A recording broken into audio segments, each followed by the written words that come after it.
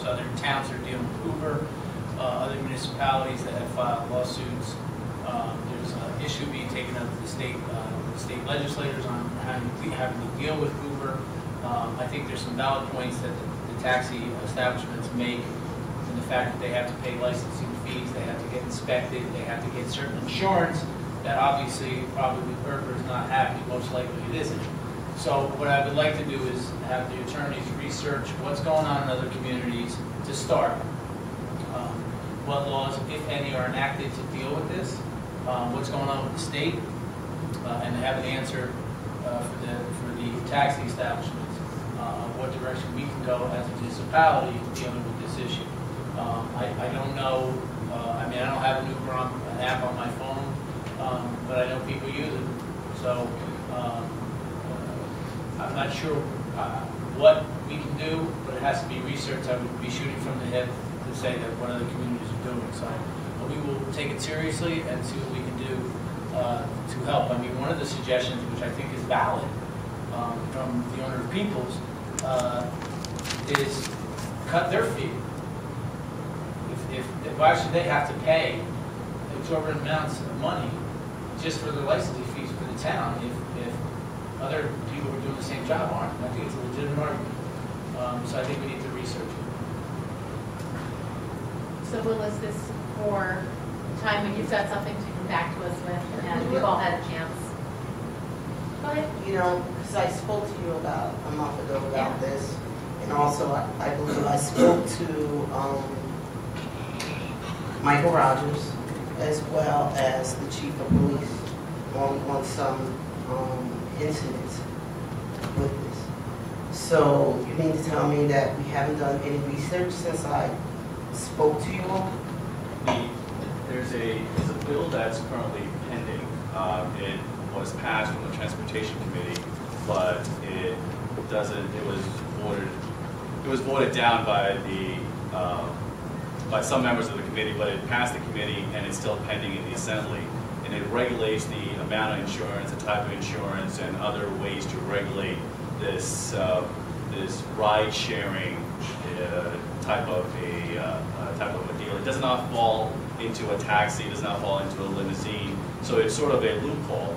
And there are lawsuits pending in New York, in Boston, in California, where municipalities and places have attempted to regulate Uber or ban Uber, and there are lawsuits pending. There are also lawsuits pending from the Taxi Association and Limousine Association against states and municipalities that allow Uber to operate. The problem is because it's a what's the word, fair sharing application where you're not hailing a cab, you are e-hailing a cab because you have the app, so the person could come from anywhere, even outside of town. So we have to be creative and try to, if the council wants to, try to find ways to be creative in regulating that type of ride-sharing program, because right now it doesn't exist. So if it is listed as unfinished business, the next council meeting, we can certainly make certain proposals, or at least just tell you what other municipalities have done. But basically, what I've told you is what everybody else is doing. Nobody has the answer. So we don't know whether or not, are you saying you don't know whether or not we can regulate this? We can. So you do not know what type of regulations we can actually. And what would pass constitutional muster. Okay. Because it has not been tested. It is fascinating to me, and I'm thinking about all kinds of times about not being asleep at the wheel. But having looked into this a little bit, I mean, reading our ordinance, it would seem that Uber is in violation of our current ordinance. If it can't be, then that's another issue that we need to be addressed. I noticed when I went online to shop for, I wanted to know what it would cost to take Uber to the airport or from the train station, and what it looked to me in a quick study was that because the town of Morristown sets rates, national rates that our drivers, licensed drivers can charge, we're in effect setting Uber's rate too, because they follow the market. It's interesting. So we're effectively setting their rate indirectly by the rates that we set. And then I went online to try to register to become a driver because I was curious. And as soon as I got to the part where they were ready to make me a driver, all I needed was a background check. And I thought the line, I didn't want any club that would have me as a member, knowing what kind of driver I can be. And so I would say that tells you sort of right away how easy it is to become an Uber driver. Any of us, you know, if you were looking to pick up what's spare change, could apparently register in like 15 minutes to do it with your own car. So it's definitely something that's going to require a whole paradigm shift for every town to deal with. And I don't know, to the mayor's point, if changing how we regulate the entire. And one thought I had was like, why do we even regulate this?